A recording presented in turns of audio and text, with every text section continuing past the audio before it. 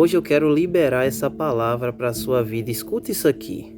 Se você deitou a cabeça no travesseiro nos últimos dias e sentiu a sua mente acelerar, remoendo medos, ansiedade e um cansaço que parece não ter fim, preste muita atenção no que eu vou te falar agora. Existe um ruído invisível que devagarzinho vai consumindo a nossa paz. Isso destrói em silêncio as pessoas. Continua trabalhando, continua sorrindo para os outros, continua até indo para a igreja, mas por dentro a alma dela está em cacos. Se a sua mente não tem te dado paz ultimamente, saiba que isso não é normal e você não precisa carregar esse peso sozinho. Hoje eu quero te entregar 3 coisas práticas e espirituais que você precisa fazer a partir de hoje para parar essa tempestade na sua mente. Abra as vossas Bíblias comigo lá no livro de Filipenses, capítulo 4, versículos 6 e 7, que diz assim: Não andeis ansioso por coisa alguma, mas em tudo pela oração e suplicação e com ação de graças, apresentem seus pedidos a Deus. E a paz de Deus, que excede todo entendimento, guardará o coração e a mente de vocês em Cristo Jesus.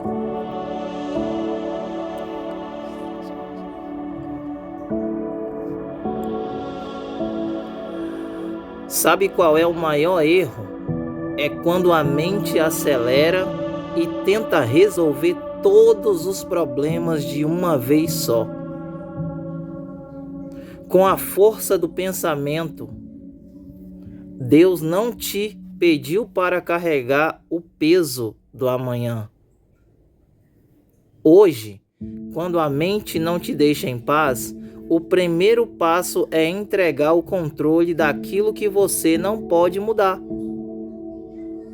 Então, enquanto a gente não entender que o controle das coisas ou da nossa vida não está em nossas mãos, a gente vai continuar igual o povo de Israel, durante 40 anos dentro do Egito e não conseguiu sair de lá.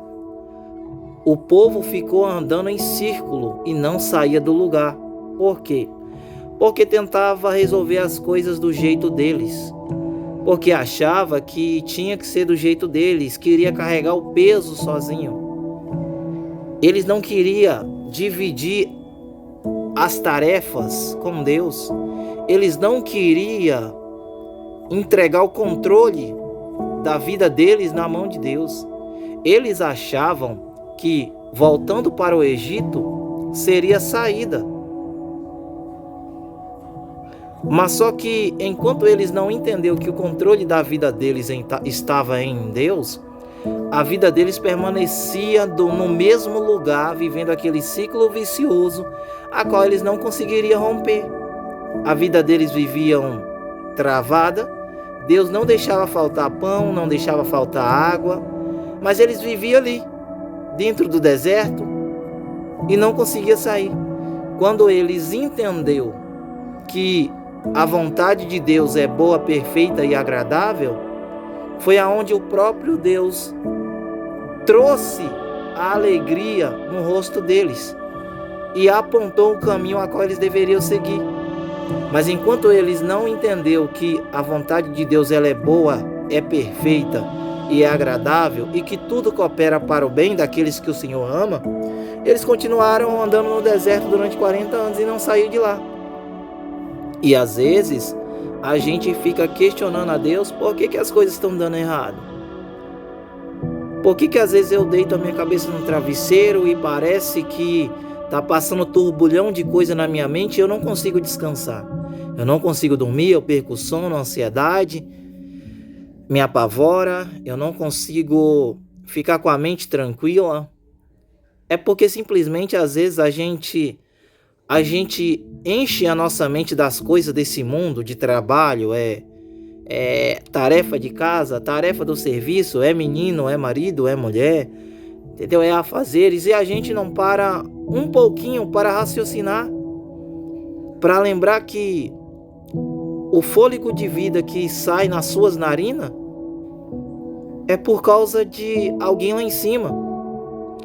E às vezes a gente reclama mais e agradece menos.